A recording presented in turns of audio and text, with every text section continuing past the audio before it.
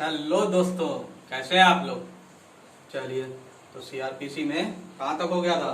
Chapter 16 तक। आज क्या पढ़ना है? चार्ज।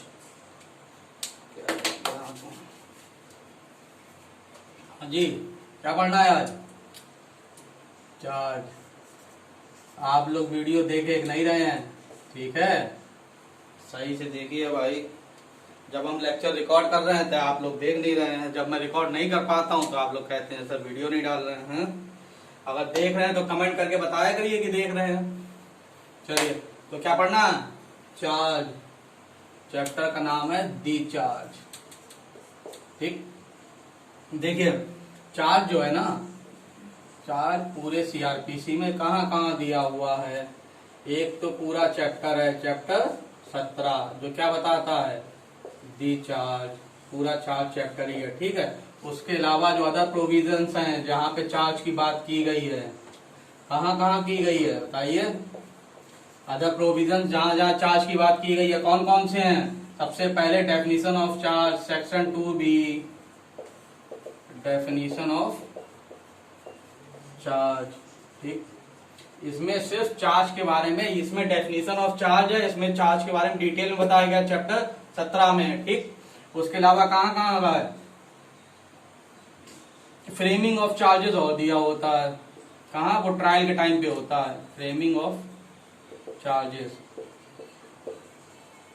फ्रेमिंग ऑफ चार्जेस कहाँ होता है? एक टर्म इस्तेमाल होता है चार्जशीट, वो अलग होता है। चार्जशीट पुलिस सबमिट करती है, कौन से सेक्शन में? हजारों बार बताया है, कमेंट करके बताइएगा। पुलिस चार्जशीट सीआरपीसी में कौन से सेक्शन में सबमिट करती है? ठीक है, कमेंट करके बताइएगा जरूर। हाँ, तो यहाँ पर आइए, फ्रेमिंग ऑफ चार्जेस कब होता है? ट्रायल के टाइम पे होता है। ठीक, ट्रायल के टाइम पे होता है। अगर कोर्ट ऑफ सेशन जब ट्रायल करती है तो उसमें कहाँ पर? 228 में। उसके अलावा कहाँ पे है? जब ट्रायल बाय मजिस्ट्रेट होता है, मजिस्ट्रेट, तो कहाँ कहाँ है?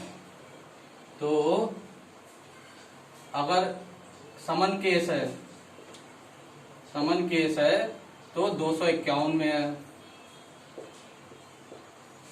अरे भाई, ट्रायल जब हम लोग पढ़ेंगे तो ट्रायल के कौन कौन से? 18, 19, 20। 18 में क्या है? Trial by court of session. 19 में ट्रायल बाय मजिस्ट्रेट। 20 में ट्रायल इन समन केस। ठीक है, तो मजिस्ट्रेट में कौन कौन सेक्शन में है? कहाँ है? हाँ, 240 और 246 में और है। 240 और 246 और कहीं है? डेफिनेशन ऑफ चार्ज 2B में दिया हुआ है, बहुत पूछा जाता है। डेफिनेशन सेक्शन 2 से अगर 15 क्वेश्चन पूरे सीआरपीसी में किसी पेपर में आते हैं प्री में, तो डेफिनेशन क्लाउज से 1 से 2 क्वेश्चन आ जाते हैं। ठीक है, तो सारे याद कर लीजिएगा डेफिनेशन। उसके अलावा और क्या है? उसके अलावा एक चीज और है कि ट्रायल फॉर्म ऑफ चार्जेस कहाँ पे दिया हुआ है? फॉर्मेट, फॉर्म नहीं, फॉर्मेट कहाँ पे दिया हुआ है चार्ज का? फॉर्मेट दिया हुआ है शेड्यूल सेकंड, शेड्यूल सेकंड और फॉर्म नंबर 42, 32। चेक करिए, 32 में ही है। ठीक है, अब चलिए देखते हैं क्या क्या क्या क्या लिख दिया इतना सारा। देखिए भैया, चार्ज के बारे में, चार्ज क्या होता है? चार्ज वो होता है कि जिस आपके ऊपर चार्जेस क्या लगे हुए हैं। ठीक है, मान लो आपके ऊपर क्यों, एक्यूज के ऊपर चार्जेस क्या लगे हुए हैं, इससे वो ये मालूम पड़ता है। जैसे ही आप 2B पढ़ेंगे ना, तो उसमें ये दिया हुआ है डेफिनेशन में, जो हेडिंग होगी ना, हेड ऑफ चार्जेस जो होंगे उसी को ही, या तो एक कोई चार्ज लगा हुआ है, मान लो किसी एक ऑफेंस के लिए थेफ्ट है केवल, तो ठीक है, थेफ्ट का मेरे ऊपर चार्ज लगा हुआ। अगर और भी चीजें हैं, क्रिमिनल ब्रीच ऑफ ट्रस्ट है, और भी बहुत सारे हैं, स्टोलन रिसीविंग है, स्टोलन प्रॉपर्टी है, ठीक है, ये सब चीजें हैं, तो वो भी सारे हो जाएंगे, तो वो हेड ऑफ चार्जेस हो जाएंगे। ठीक, अब क्या हुआ? ये तो डेफिनेशन हो गई। ठीक, इन डिटेल में चैप्टर 17 पूरा डील करता है कि फॉर्म ऑफ चार्जेस क्या होंगे, चार्ज में आपको क्या क्या मेंशन करना है, कैसे कैसे चार्ज फ्रेम करना है। ठीक है, अब फ्रेमिंग ऑफ चार्जेस कहाँ होगा? समझ लिए, 2 बातें समझिए। पहली बात तो चार्ज कैसे फॉर्मेट उसका तैयार करना है, ठीक, ये चीज। दूसरी बात, अब वो चार्जेस कब फ्रेम किए जाएंगे? फ्रेम ट्रायल के टाइम पे किए जाते हैं मजिस्ट्रेट द्वारा, ठीक है, मजिस्ट्रेट द्वारा ट्रायल के टाइम पे। जब ट्रायल हम लोग अगले ही चैप्टर में ट्रायल पढ़ेंगे ना, तब उसी में ही आएगा। तो कोर्ट ऑफ सेशन अगर फ्रेम करी तो वो 228 में है, मजिस्ट्रेट द्वारा है तो फिर वो 251, समन केस है तो 251 में है, वारंट केस है, वारंट केस तो 240 में है, अदर देन वारंट केस है तो वो 246 में है, ठीक, अदर देन वारंट केस, ठीक। अब फॉर्मेट क्या होगा चार्ज का, शेड्यूल सेकंड में सबके फॉर्मेट दिए हुए हैं, ठीक, तो उसमें फॉर्म नंबर 32 देख लीजिएगा, शेड्यूल 2 पढ़ लीजिएगा, क्या मैं रीडिंग मारूंगा, उसमें कुछ नहीं है, ठीक है, फॉर्मेट दिया हुआ है। चलिए, तो चैप्टर 17 क्या कहता है, चैप्टर 17 बताता है चार्ज क्या है। चैप्टर 17 को उन्होंने दो पार्ट में बांटा है, दो पार्ट में बांटा है। पहला फॉर्म ऑफ चार्जेस, ठीक है, फॉर्म ऑफ चार्जेस कहां से, सेक्शन 211 से 217 तक है कि नहीं। और दूसरा क्या है, joinder of charges, joinder of charges. Joinder of charges क्या होता है, ज्वाइंडर ऑफ चार्जेस ये होता है कि भैया जनरल रूल ये है कि हर ऑफेंस के लिए सेपरेट ट्रायल होगा, ठीक है। फॉर एग्जाम्पल, मैंने पहले भी लेक्चर बताया, फॉर एग्जाम्पल मेरे ऊपर केस लगा है कि रॉबरी विथ मर्डर, ठीक, ये तो एक ही में आ जाएगा। दो दो दो मेरे ऊपर ऑफेंसेस आ गए हैं, जैसे कि वो देखा था आपने क्रिमिनल जस्टिस, क्रिमिनल जस्टिस में उसके ऊपर क्या था, दो दो चार्जेस लगे हुए थे, कौन कौन से, एक तो मर्डर का और दूसरा रेप का, ठीक है। तो ऐसे वो दोनों का ट्रायल अलग अलग चलेगा, जनरल रूल ये है, लेकिन उसके एक्सेप्शंस भी हैं। तो ये सेक्शन 218 से लेके 224 तक दिया हुआ है, 24 तक ही है ना, सेक्शन भी याद नहीं रहते यार, याद रहते हैं लेकिन फिर भी एक बार चेक कर लें। हाँ भाई 224 तक ही है, ठीक है, 218 से 224 तक देखेंगे, एक ही लेक्चर में दोनों अगर हो जाते हैं तो ठीक है, वरना फॉर्म ऑफ चार्जेस तो एक बार में कंप्लीट कर ही लेंगे। अब फॉर्म ऑफ चार्जेस में क्या हुआ है, इसमें क्या दिया हुआ है, इसमें दो फॉर्म ऑफ चार्ज को, अगर ये ए पार्ट है जैसे उसमें बांटा हुआ है, बेयरक में ऐसे ही बांटा हुआ है, ठीक है, कोई इसमें टेक्निकलिटी नहीं है। चैप्टर 17 को जो कि चार्ज की बात करता है, इन्होंने दो पार्ट में बांटा है, ए और बी। ए में ये बताते हैं फॉर्म ऑफ चार्ज कि आपको जो उसका फॉर्मेट क्या होगा, फॉर्म क्या क्या होगा, क्या क्या चीजें उसमें मेंशन की जाएंगी, ये सब चीजें उसमें दी हुई हैं, ठीक है, कि आप जब चार्ज जब बनाए, जब वहां पर ट्रायल के टाइम पे जब मजिस्ट्रेट चार्ज जब फ्रेम करेंगे तो वो क्या क्या चीजें ध्यान में रखेंगे, ये चैप्टर 17 बताता है, ठीक है। क्या है कि फ्रेमिंग ऑफ चार्जेस जब होगी, जब ट्रायल के टाइम पे मजिस्ट्रेट साहब, चाहे कोर्ट ऑफ सेशन हो, मजिस्ट्रेट हो, जब इन सेक्शंस में जिनमें उनमें पावर है, जब वो चार्ज बनाएंगे, फ्रेम करेंगे, तो इस फॉर्मेट इसको ध्यान रखेंगे, चैप्टर 17 को ध्यान में रखते हुए चार्ज फ्रेम किए जाएंगे, ठीक है। जैसे इसमें दिया हुआ है वैसे ही सब मेंशन किया जाएगा। तो इसको दो पार्ट में बांटा गया है, ए में जो फॉर्म ऑफ चार्ज की बात करता है, दूसरा जो ज्वाइंडर ऑफ चार्ज की बात करता है। फॉर्म ऑफ चार्ज में क्या है, इसमें जनरल रूल है, पहले तो जनरल रूल दिया हुआ है कि हर एक चार्ज में जब भी चार्ज बनेगा तो उसके फॉर्म में क्या क्या चीजें मेंशन होंगी, ठीक। सेक्शन 211 एंड 212 जनरल रूल की बात करता है कि ये चीजें 211 और 212 में जो दिया हुआ है वो तो आपको मेंशन करना ही करना है हर एक केस में, ठीक। उसके अलावा जो है कुछ स्पेसिफिक केसेस हैं, कुछ स्पेसिफिक केसेस हैं, पर्टिकुलर केस, स्पेसिफिक नहीं पर्टिकुलर लिखिए, इन्होंने पर्टिकुलर इस्तेमाल किया था उसमें। कुछ पर्टिकुलर केस होते हैं जिसमें क्या करना है इन्हें, पर्टिकुलर केस, कुछ ऐसे केस हैं जिसमें इन दोनों के अलावा इनमें जो चीजें दी हुई हैं वो तो लिखना ही लिखना है, उसके अलावा जो सेक्शन 213 में दिया हुआ है वो लिखना है?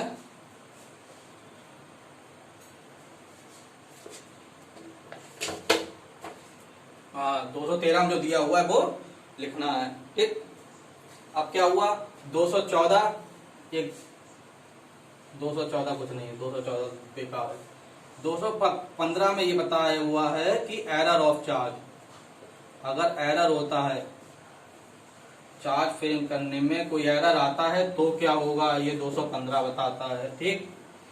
फिर उसके अलावा क्या हुआ, ये तो एक बात तो ये हो गई, ठीक, अपने आप ही बांट लेते हैं उसे, जनरल रूल है। और जनरल रूल में क्या है, 211 में जो दिया हुआ वो तो लिखना ही लिखना है, 212 में दिया है वो भी हर एक ने लिखना है, 213 अगर जरूरत पड़ती है तो लिखना है, हर एक केस में नहीं लिखना है, ठीक है।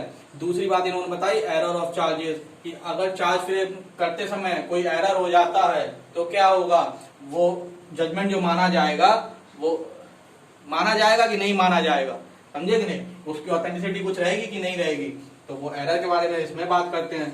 तीसरा पॉइंट इसमें अल्ट्रेशन की बात की हुई है, अल्ट्रेशन, कि अगर कुछ अल्ट्रेशन या मॉडिफिकेशन कुछ भी करना चाहते हैं तो क्या चार्जेस में होगा, कर सकते हैं, बिल्कुल कर सकते हैं। कहाँ पे दिया हुआ है, 216 में और 217 में, बस, ठीक, इतना समझिए। पहले इतना कर लेते हैं, ज्वाइंट ऑफ चार्जेस अगले लेक्चर में रिकॉर्ड करेंगे, ठीक है, पहले इतना देख लेते हैं क्या है भैया। फिर से समझिए, चार्ज के बारे में जब हम लोग पढ़ेंगे पूरे सीआरपीसी में, चार्ज के बारे में जब हम लोग देखेंगे तो उसको दो पार्ट में बांट लीजिए। एक तो चैप्टर 17 पूरा चार्ज के बारे में ही बताता है, ठीक। अदर प्रोविजंस क्या है, अदर प्रोविजंस 2B जो है उसमें डेफिनेशन ऑफ चार्ज की बात की गई है, ठीक। फ्रेमिंग ऑफ चार्जेस भी दिया हुआ है कि फ्रेमिंग ऑफ चार्जेस अलग चीज है, इसमें सिर्फ चार्ज के बारे में डिफाइन किया गया है कि चार्ज कैसे फॉर्म ऑफ चार्जेस क्या होंगे, कंटेंट ऑफ चार्जेस क्या होंगे, उसके अंदर क्या क्या लिखना होगा, ये चैप्टर 17 में दिया हुआ है। यहाँ पर फ्रेमिंग ऑफ चार्जेस नहीं हो रही है, फ्रेमिंग ऑफ चार्जेस कब होती है, ट्रायल के टाइम पे, ठीक है, चार्ज फ्रेम वहां पर होंगे, समझे कि नहीं। चैप्टर 17 को ध्यान में रखते हुए जब आप मजिस्ट्रेट बन जाएंगे तब आप फ्रेमिंग ऑफ चार्जेस करेंगे तो आप चैप्टर 17 को ध्यान में रखेंगे, ठीक। अब फ्रेमिंग ऑफ चार्जेस में क्या है, उसमें 3 प्रोविजन 3 अलग अलग जगह पे दिया हुआ है। अगर कोर्ट ऑफ सेशन करी तो 228 में, ठीक, मजिस्ट्रेट द्वारा है तो 240 में और 248 में, और कोर्ट समन केस में 251 में, 246 में, सॉरी 240 और 246 में। उसके अलावा क्या है, इसका जो फॉर्मेट जो दिया हुआ है कि कैसे, बिल्कुल फॉर्मेट दिया, सेकंड शेड्यूल को ध्यान से देखिएगा, 2 शेड्यूल है सीआरपीसी में, शेड्यूल 1 और शेड्यूल 2, शेड्यूल 2 में सबके फॉर्म दिए हुए हैं, ठीक है। चलिए अब इसको डिटेल में देखते हैं क्या है, समझ में आ रहा है कि नहीं, क्या मैं समझाना चाहता हूं, सब आ जाएगा, ध्यान से पढ़िए, समझ में सब आएगा। सबको समझ में आए तो आपको क्यों नहीं आएगा भाई।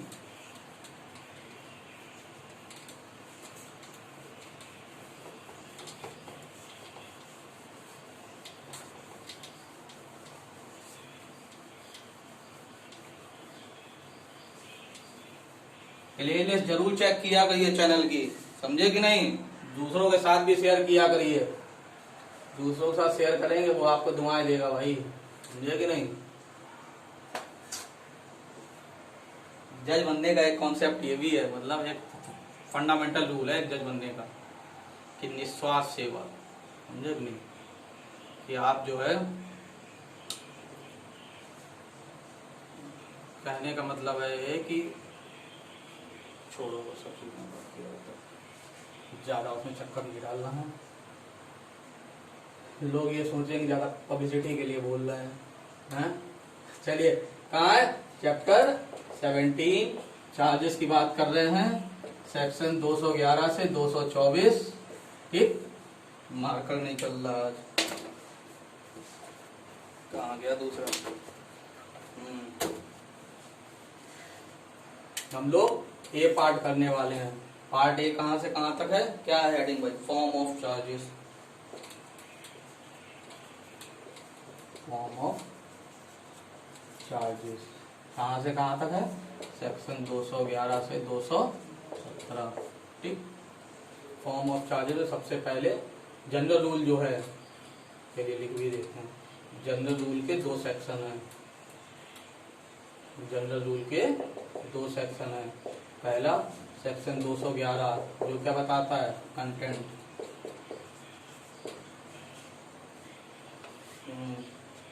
कंटेंट्स ऑफ चार्ज, इसमें क्या क्या रहेगा, कंटेंट क्या क्या डालना है, समझ में आ रहा कि नहीं आ रहा है। इसमें 5 चीजें हैं। पहली,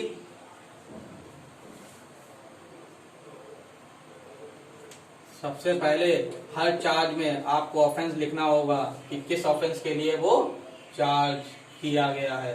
दूसरा, अगर उस ऑफेंस का कोई नाम है तो name of offence.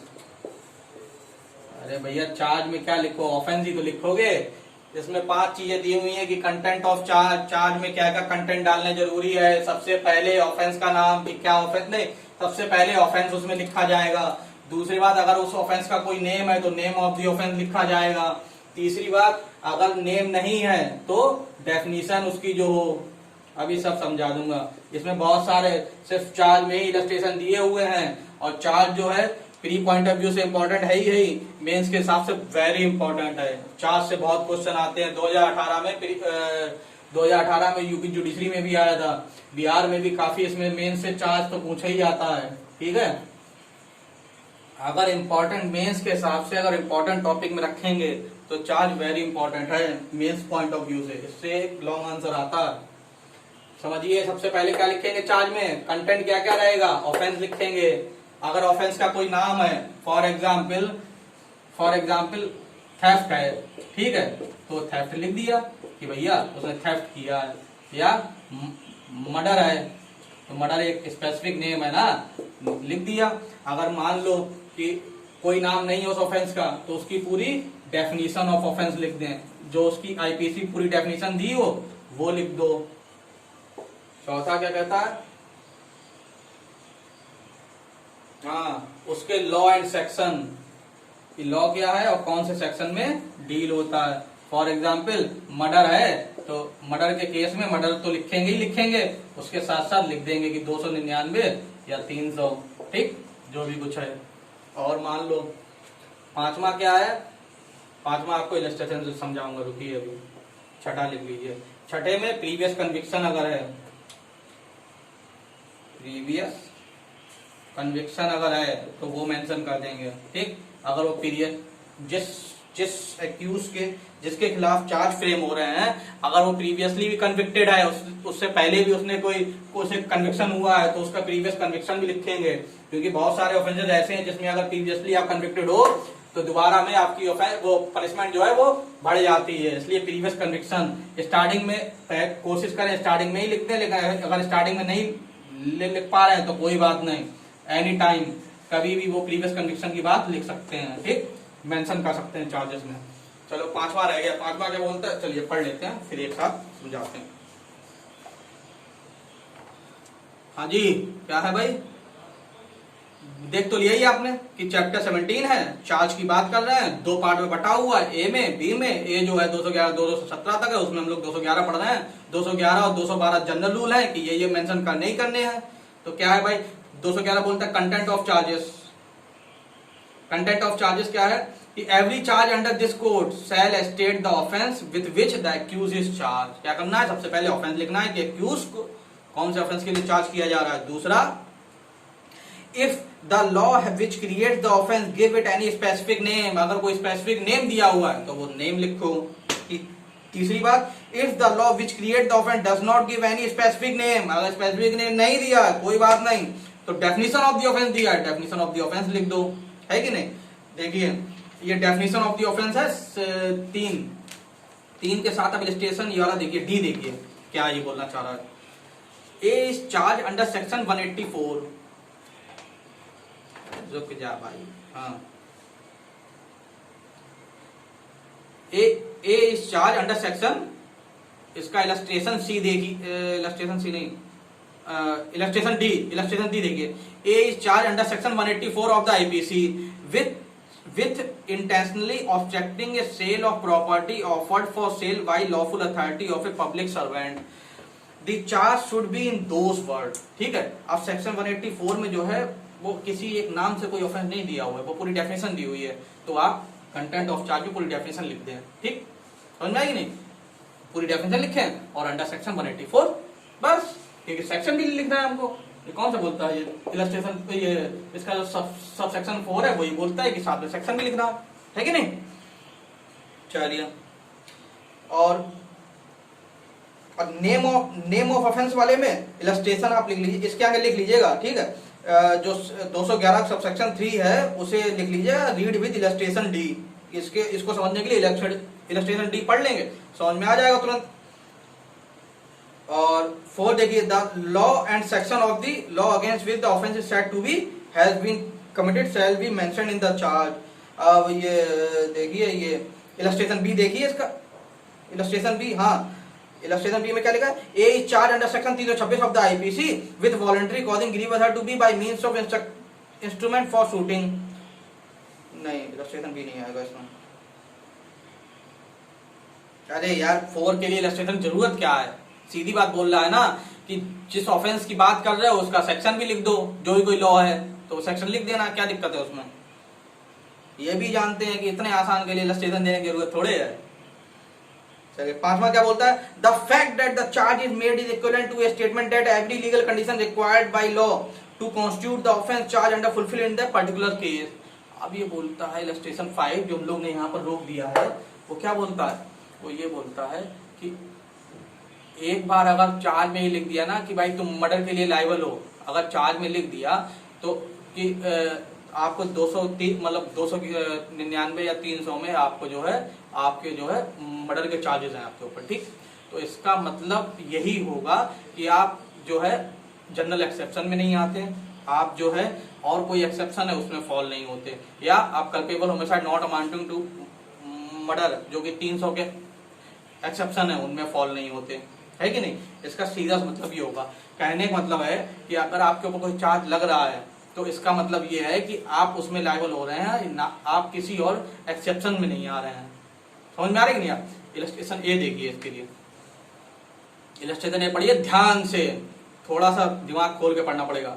A is charge under with A is charge with the murder of B, this is equivalent to a statement that A's act fell within the condition of murder given in section 299 and 300 of the IPC. That अब दूसरी बात, that it did not fall within any of the general exception of the said code। कि अब जो है इसका direct meaning अगर ये लिख दिया गया कि तुम 299 या 300 में मर्डर के लिए लायबल हो, तो इसका मतलब ये भी है कि आप ना कि जनरल एक्सेप्शन में आते हो, ना ही कोई और एक्सेप्शन जो 300 में दिए हुए हैं उसमें भी नहीं आते हो, culpable homicide not amounting to murder में आते हो, नहीं आते हो, ठीक है। पूरा पढ़ना इलस्ट्रेशन ध्यान से, समझ में आ जाएगा, एक दो बार पढ़िएगा मस्त एकदम समझ में आएगा, कोई दिक्कत नहीं है। दूसरा क्या है 6 के, अब प्रीवियस कन्विक्शन 7वां था, ओके कोई बात नहीं, प्रीवियस कन्विक्शन 7 है।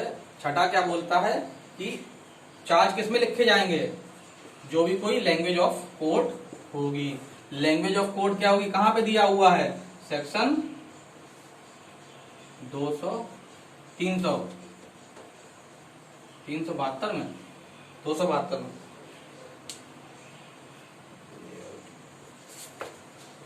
क्या यार 272 ठीक है। सेक्शन 272 खोलिए एक बार, रीड मार लीजिए, उसमें क्या दिया हुआ है, उसमें ये दिया हुआ है कि आप रीड मारिएगा, सेक्शन 272 खोलिएगा अभी और उसको रीड मारिएगा। उसमें ये दिया हुआ है कि जो लैंग्वेज ऑफ कोर्ट होगी एक्सेप्ट हाई कोर्ट को छोड़ के क्या होगी, जो स्टेट गवर्नमेंट फिक्स कर दे वो होगी, है कि नहीं। हिंदी चाहे हिंदी कर दे, तमिल चलती हो तमिल कर दे, मलयालम चलती हो मलयालम कर दे, वो स्टेट गवर्नमेंट के हाथ में, ठीक है, हाई कोर्ट को छोड़ के। तो मुझे कमेंट करके ये बताइएगा, जरूर कमेंट करिए अभी कि कॉन्स्टिट्यूशन के किस आर्टिकल में language of high court and supreme court दिया हुआ है, बताइए किस आर्टिकल में, ठीक है, किस आर्टिकल में, कॉन्स्टिट्यूशन के कौन से आर्टिकल में language of high court and supreme court दिया हुआ है। क्योंकि हाई कोर्ट तक तो कॉन्स्टिट्यूशन में दिया हुआ है, हाई कोर्ट के नीचे क्या दिया हुआ है, स्टेट गवर्नमेंट के हाथ में, वो कहाँ है, सेक्शन 272 में। तो जो लैंग्वेज ऑफ कोर्ट होगी उसमें ये सारे चीजें लिखी जाएंगी, ठीक है। मेन इसका मकसद क्या है, चार्ज फ्रेम करने, चार्जेस का मेन मकसद ये है कि जो एक्यूज्ड है उसे केस समझ में आए कि भैया मेरे ऊपर इल्जाम क्या लग रहे हैं। जब उसे समझ में ही नहीं आएगा तो वो सही से अपने आप को डिफेंड कैसे करेगा, है कि नहीं, फेलियर ऑफ जस्टिस हो जाएगा। जब हमें आपको अगर एक आपका नेचुरल राइट ये भी तो है कि आप अपने आप को सही से डिफेंड कर सकें, है कि नहीं। इसीलिए अगर आपके पास एडवोकेट नहीं है, अगर आप गरीब हैं, तो आपको फ्री में एक एडवोकेट दिया जाता है कि नहीं। सीआरपीसी में भी दिया हुआ है, इसके बारे में कॉन्स्टिट्यूशन में भी दिया हुआ है, समझे कि नहीं। अब मान लो एडवोकेट भी मिल जाए लेकिन उसे कुछ समझ में ही नहीं आ रहा, उसे कुछ समझ में ही नहीं आ रहा फिर क्या होगा। अभी एक शायद हिमाचल प्रदेश हाई कोर्ट का या उत्तराखंड हाई कोर्ट का कोई एक जजमेंट था, वो सुप्रीम कोर्ट में अपील के थ्रू आया। तो ये थे चंद्रचूड़ साहब थे, तो वो उन्होंने एक टिप्पणी की कि ये हाई कोर्ट ने ऐसा जजमेंट लिखा है कि मुझे झंडू बाम की जरूरत पड़ गई पढ़ते पढ़ते, कि मुझे खुद ही समझ में नहीं आ रहा कि हाई कोर्ट ने क्या जजमेंट लिखा। कुछ तो दिक्कत है, या तो हम पढ़े लिखे नहीं, मतलब सुप्रीम कोर्ट जज में जस्टिस चंद्रचूड़ साहब ने कहा था, क्या कहा था कि भैया या तो मैं पढ़ा लिखा नहीं हूँ जो मुझे ये जजमेंट नहीं समझ में आ रहा, या तो हाई कोर्ट के साथ कोई दिक्कत है। शायद हिमाचल प्रदेश हाई कोर्ट का जजमेंट अपील होकर गया था, अभी एक दो महीने की बात है। तो ऐसा भी ना हो कि ऐसे कंटेंट आप बना रहे हैं कि समझ में ही नहीं आ रहा भाई, वकील साहब को समझ में नहीं आ रहा तो एक्यूज को क्या समझ में आएगा। तो इसलिए जो है पूरा फॉर्म ऑफ चार्जेस दिए हुए हैं कि ऐसे ऐसे आप मेंशन करें, ठीक है, कि उसे समझ में जरूर आना चाहिए। सबसे पहले तो ऑफेंस लिखें, दूसरी बात नेम ऑफ ऑफेंस लिखें, अगर नेम दिया हुआ है, नेम नहीं दिया हुआ है तो डेफिनेशन ऑफ ऑफेंस लिखें, डेफिनेशन ऑफ ऑफेंस के बाद कौन से लॉ एंड सेक्शन में वो डील हो रहा है, आईपीसी में या किसी और स्पेशल लॉ में, तो वो लिखें। पांचवा जो है इफेक्ट उसके वो डालें, समझे कि नहीं, फैक्ट जो है कि ये साफ साफ मालूम दे जाए कि भैया इसका मतलब ये है कि आप कोई एक्सेप्शन में नहीं आते और ये सब चीजें। छठा लैंग्वेज ऑफ द कोर्ट जो होगी वो स्टेट गवर्नमेंट, जो लैंग्वेज ऑफ कोर्ट होगी उसमें लिखे जाएंगे, और लैंग्वेज ऑफ कोर्ट कौन डिसाइड करेगा, सेक्शन 272 में स्टेट गवर्नमेंट, है कि नहीं। ये भी एक प्री का क्वेश्चन है कि इसमें जो है लैंग्वेज ऑफ कोर्ट जो होता है, लैंग्वेज ऑफ कोर्ट सीआरपीसी में कौन डिसाइड करता है, क्वेश्चन आएगा।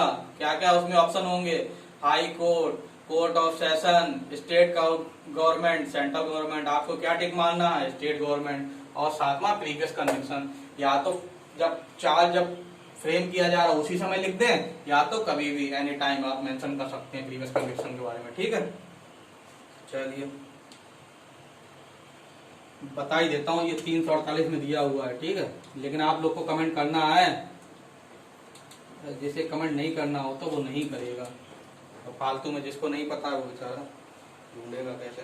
348 में दिया हुआ है कि लैंग्वेज ऑफ हाई कोर्ट और सुप्रीम कोर्ट क्या होगी, और हाई कोर्ट के नीचे जितनी भी क्या होगी वो स्टेट गवर्नमेंट फिक्स करेगा। इलस्ट्रेशन सारे पढ़ लीजिएगा, कभी कभार इलस्ट्रेशन से प्रॉब्लम बन के आती है, ठीक है, पढ़ लीजिएगा ध्यान से। दूसरा अब 212 जनरल रूल का सेक्शन 211 पढ़ लिया हम लोगों ने। अब जनरल रूल का सेक्शन 212 क्या आप लिखेंगे कि particulars as to time place and person, particulars as to time place and person, ठीक। अब क्या लिखना है, अब इसके साथ साथ आपको टाइम और प्लेस ये और मेंशन करना होगा, ठीक। क्या लिखना होगा कि किस टाइम क्या ऑफेंस आपने किया है, कब और कहां पे आपने ऑफेंस किया है, किस चीज के लिए आप लायबल हो रहे हैं, ठीक है, कहां पे आपने ऑफेंस किया ये लिखना है और टाइम लिखना है। पढ़िए particulars as to time place and person. पहला, the charge shall contain such particulars as to the time and place of the alleged offence and the person if any against whom or the thing if any in respect of which it was committed as are reasonably sufficient to give the accused notice of the matter with which he is charged, ठीक है। क्या क्या लिखना है, time and place लिखना है कि आपने कब कहाँ ऑफेंस किया और किसके अगेंस्ट या किस प्रॉपर्टी के अगेंस्ट किया, ठीक है, ये आपको लिखना ही लिखना है पर्टिकुलर्स। ये दोनों जो है 211 212 जनरल रूल है, लिखने ही लिखने हैं। अब उसका सब सेक्शन 2 पढ़िए। When the accused is charged with criminal breach of trust or dishonest misappropriation of property or immoral property, हटा दो ऊपर वाला, आप लोग कहाँ से बोल रहे हैं, मिटाना तो पड़ेगा ही, लिखना है, कोई बात नहीं, यहाँ पर लिख लेते हैं। इसका सबसेक्शन 1 तो ये है कि टाइम प्लेस और the person against whom who you have committed the offense, ये लिखना है, ठीक। दूसरा,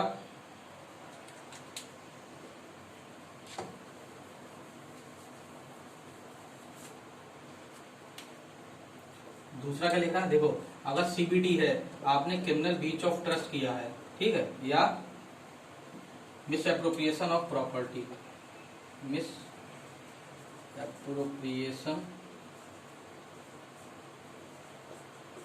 ऑफ प्रॉपर्टी, इन दोनों केसेस में, ठीक है, इन दोनों केसेस में क्या लिखना है कि अमाउंट ऑफ ऑफेंस, ठीक है, अमाउंट ऑफ ऑफेंस कि कितने अमाउंट का आपने क्या घोटाला किया है, ठीक है, या किस प्रॉपर्टी को लेके किया, मूवेबल प्रॉपर्टी, क्या क्या मूवेबल प्रॉपर्टी थी, एक लम सम में आपको लिखना होगा कि मान लो कोई चोरी हो जाती है तो क्या लिखते हैं, या किमलर ब्रीच ऑफ ट्रस्ट होता है, इन सब चीजों क्या लिखते हैं कि आपने 1 लाख रुपए का किमलर ब्रीच ऑफ ट्रस्ट किया है। तो ऐसा नहीं कि पूरा 1,90,000 भी हो सकता है, 1,10,000 भी हो सकता है, लेकिन लम सम में लिखा जाएगा। इसको रीड मारिए। When the accused is charged with criminal breach of trust or dishonest misappropriation of money or other movable property, it shall be sufficient to specify the gross sum। समझे कि नहीं, gross sum अमाउंट लिख दिया मैंने, एक ही बात है यार, ठीक है, gross sum, or as the case may be described the movable property in respect of which the offence is alleged to have been committed and the date between which the offence is alleged to have been committed without specifying particular item or exact date, and the charge so frame shall be deemed to be charge of one offence within the meaning of section 219। अब इसमें दो बातें और हैं। पहला क्या है कि आपको वो सारी चीजें इस हिसाब से मेंशन करनी जिससे जिसके ऊपर जिसके अगेंस्ट में, जिस एक्यूज के अगेंस्ट में चार्जेस फ्रेम किए जा रहे हैं ना, उसको आराम से समझ में आ सके कि आप किसके बारे में बात कर रहे हैं, किस टाइम पे कब कौन सा ऑफेंस हुआ था और किसके अगेंस्ट मैंने किया है, कौन सी प्रॉपर्टी की बात हो रही है, कितना लमसम अमाउंट की बात हो रही है, जिससे आप इजिली समझ पाए, एक्यूज इजिली समझ पाए, है कि नहीं। अब अगर मान लो क्रिमिनल ब्रीच ऑफ ट्रस्ट है, ठीक है, क्रिमिनल ब्रीच ऑफ ट्रस्ट क्या होता है कि भैया मैं था, मेरा असिस्टेंट था, ठीक है, अब असिस्टेंट मेरे अंदर काम करते करते उसने पता नहीं साल में 2-3 बार घोटाला कर दिया। अब मुझे तुरंत तो मालूम नहीं हो पाता, थोड़े टाइम बाद मालूम हुआ, ठीक है, तो अब थोड़े टाइम बाद जब मुझे मालूम हुआ तो मैं लमसम एक टाइम बता सकता हूँ कि जुलाई के मंथ में इन्होंने इतने लाख का घोटाला किया मेरा, ठीक। और इसका प्रोविजो ये कहता है कि अगर एक साल में 3 ऑफेंसेस भी ऐसे हैं तो उनको तीनों एक साथ आप जोड़ सकते हैं। पढ़िए proviso. Provided that the time included between the first and the last such date shall not exceed 1 year। समझे नहीं, 3 वाली इसमें बात नहीं है, सॉरी 3 वाली बात इसमें नहीं है, वो किसमें है, 3 ऑफेंसेस एक साथ जोड़ सकते हैं, वो ज्वाइंटर ऑफ चार्जेस में है, ठीक है, वो आगे आएगा। इसमें ये है कि इसका प्रोविजो ये कहता है कि वो जो है फर्स्ट ऑफेंस और लास्ट ऑफेंस के बीच में 1 साल का गैप, एक साल से ज्यादा गैप नहीं होना चाहिए, ठीक है।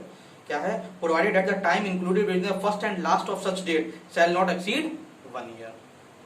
समझ में आ रहा कि नहीं आ रहा, फिर से रिपीट करके देख लीजिएगा, समझ में आ जाएगा, और ना समझ में आए फिर भी कमेंट करके बताइएगा, फिर भी ना समझ में आए व्हाट्सएप कर दीजिएगा, ठीक है।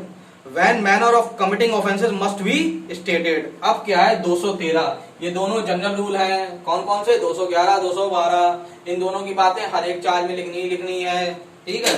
अब क्या है, अब कुछ ऑफेंसेज ऐसे होते हैं कि इतनी बात, इन दोनों की बात लिखने के बावजूद भी समझ में नहीं आता है एक्यूज को या उनके एडवोकेट साहब को कि ये क्या बात करना चाहते हैं, कौन से, किसके लिए हमें वो कौन से चार्जेस मेरे ऊपर लग रहे हैं। अगर इन दोनों के अलावा भी ना समझ में आए तो कुछ केसेस ऐसे होते हैं जिसमें 213 का इस्तेमाल करना पड़ता है।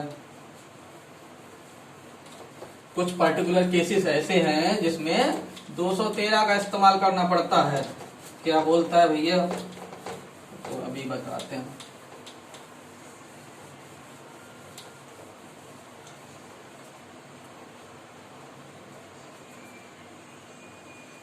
लेक्चर ज्यादा बड़े हो जाते हैं, पता नहीं।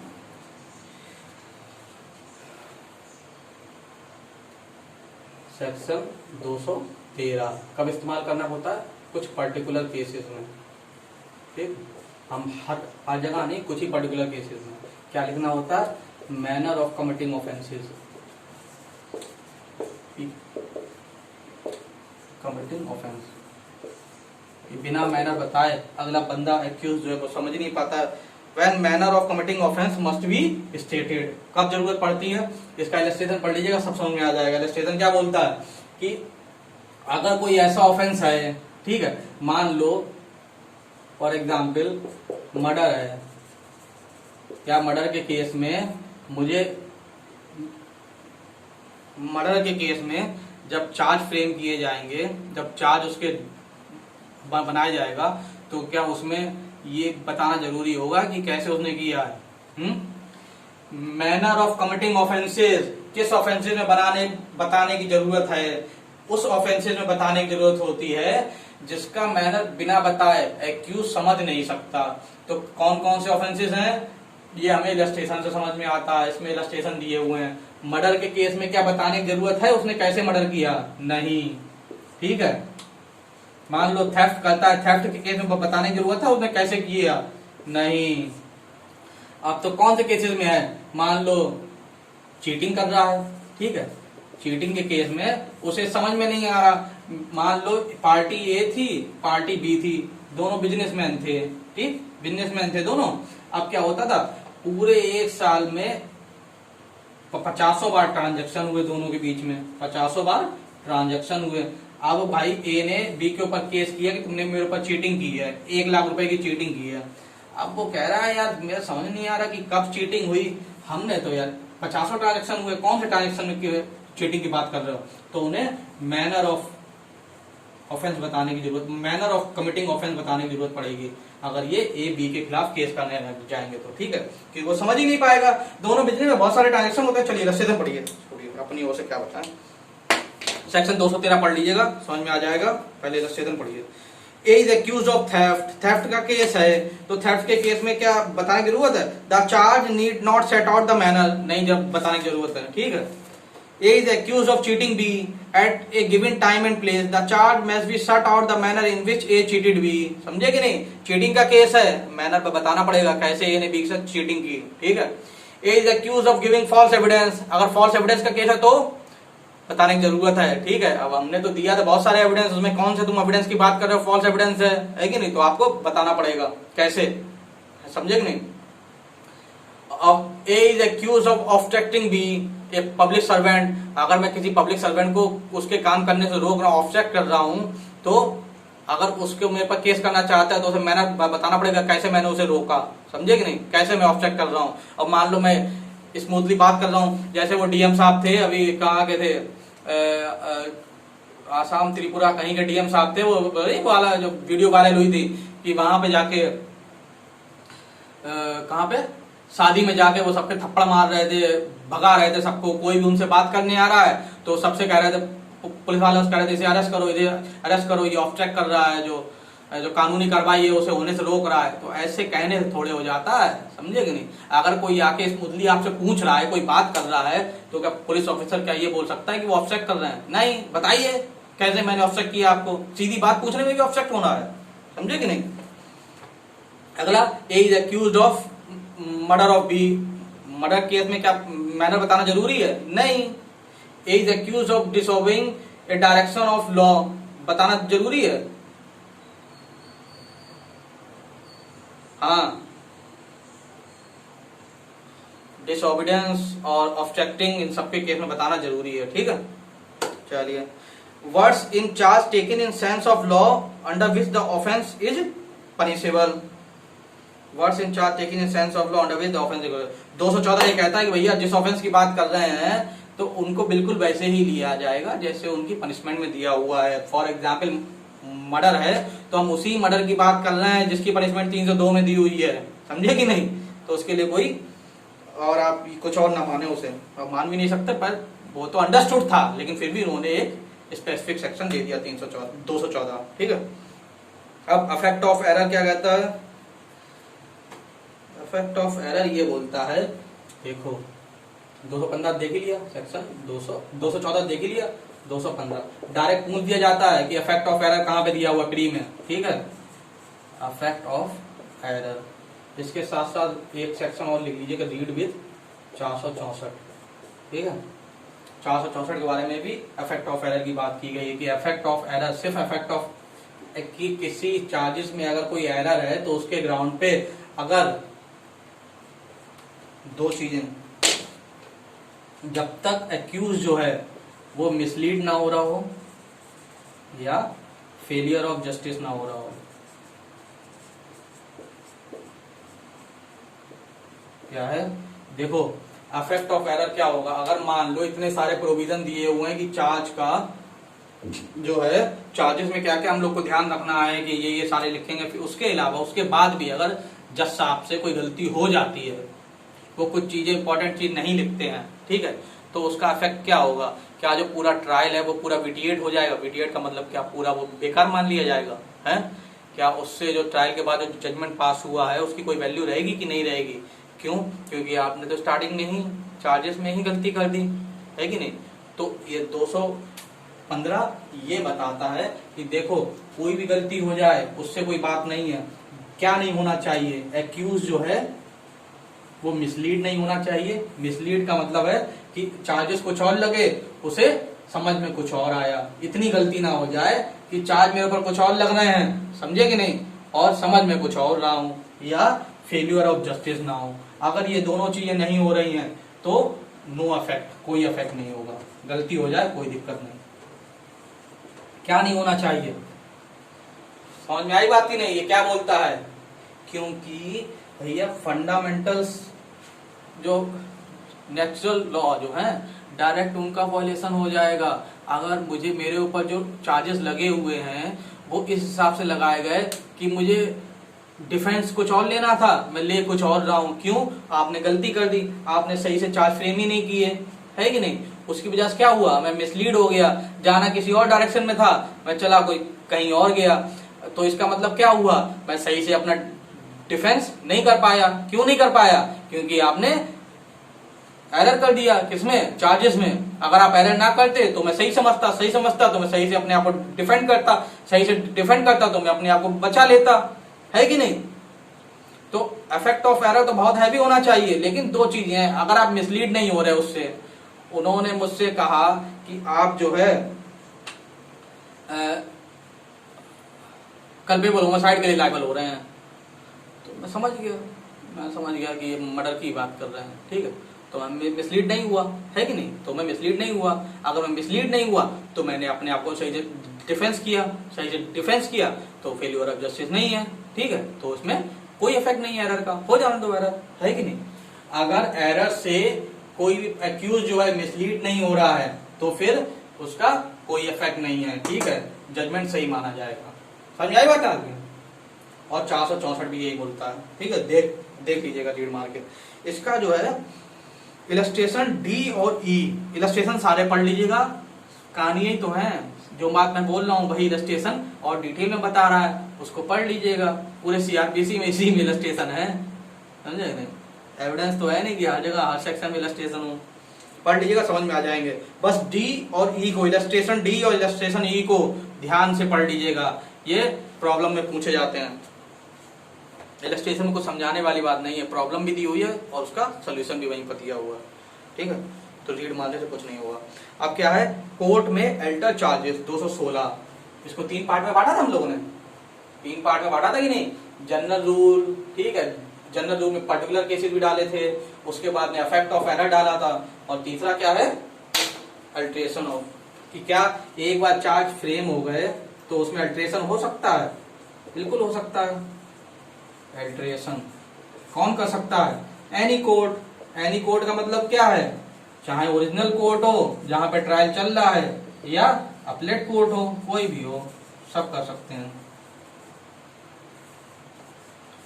लिंक लेके आनी पड़ेगी, खत्म हो गई हमारे करके, समझ में आए। देखिए 216 कहता है कि अगर क्या ट्रायल के टाइम पे, ड्यूरिंग द ट्रायल या कभी भी किसी भी स्टेज पे कोर्ट को ऐसा लगता है कि भाई चार्जेस में कुछ अल्टरेशन करना चाहिए, कुछ जोड़ना या घटाना है, तो क्या हो सकता है, मजिस्ट्रेट साहब चाहे तो जरूर हो सकता है।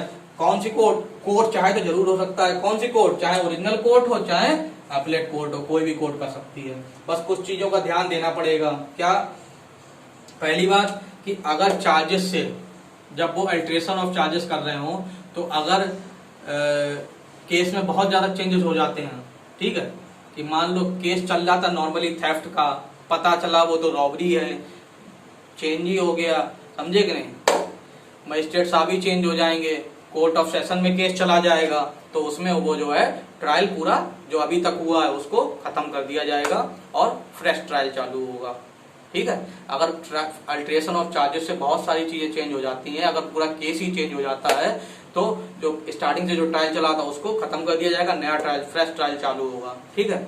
और अगर कुछ ज्यादा चेंज नहीं होता है तो क्या होगा, तो भैया वहीं से कंटिन्यू किया जाएगा, और क्या, ठीक है। और एक बात है इसमें कि अगर अल्ट्रेशन ऑफ चार्जेस करने से, ठीक है, अगर ऐसा कुछ होता है कि हमें प्रायर सैंक्शन की जरूरत है, मान लो कोई ऑफेंस ऐसा लग के आया उसमें कि मान लो ऑफेंस अगेंस्ट दी स्टेट है, ठीक है, क्रिमिनल कॉन्स्पिरेसी अगेंस्ट स्टेट है, ठीक है, सेडिशन का है, तो उस केस में अगर मुझे किसी के प्रीवियस सैंक्शन की जरूरत है, मान लो कि हमें डीएम के पहला सैंक्शन चाहिए या स्टेट गवर्नमेंट का, सेंट्रल गवर्नमेंट का किसी का भी प्रीवियस सैंक्शन चाहिए ट्रायल चालू करने के लिए, तो पहले आप प्रीवियस सैंक्शन लें, उसके बाद ट्रायल चालू होगा, ठीक है। इतनी सी बात दी हुई है, इसी में है ना, हाँ इसी में है, और तो कुछ है नहीं।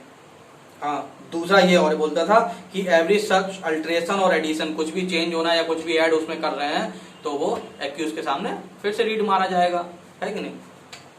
217 recall of witnesses when charge Altered, क्या बोलता है 217 ये बोलता है कि अगर चार्ज चेंज हुए हैं, ठीक है, कोई भी अल्ट्रेशन हुआ है चार्ज में, तो प्रोसिक्यूटर और एक्यूज दोनों के पास ये राइट होता है कि उसको लेके अगर कोई विटनेस प्रेजेंट हुआ है तो उसको दोबारा रिकॉल कर सकते हैं, ठीक है। दोनों के पास राइट होता है, प्रोसिक्यूटर के पास और एक्यूज के पास भी, कि अगर कोई विटनेस आया था, अब तो चार्ज चेंज हो गए, अब चार्ज चेंज हो गए भाई, कुछ भी चेंज हुआ है उसमें, तो फिर भैया जो विटनेस जो पहले आ चुका है उसे फिर से बुलाओ, है कि नहीं। और कुछ है इसमें, हाँ, और कुछ नहीं है, ठीक है। समझ आया कि नहीं आया, सेक्शन याद कर लीजिए, बहुत इंपॉर्टेंट है, 211 से 224 तक याद कर लीजिएगा, बात मानिएगा, ठीक है। बहुत पूछे जाते हैं प्री में, और मेंस के लिए भी इम्पोर्टेंट है, ठीक है, तो मेंस में भी आंसर लिखने में आसानी रहेगी आपको। चलिए अगला जो जॉइंटर ऑफ चार्जेस है वो हम लोग अगले लेक्चर में पढ़ेंगे, हाँ, ज़्यादा लंबा हो जाता है फिर, ठीक है। Thank you.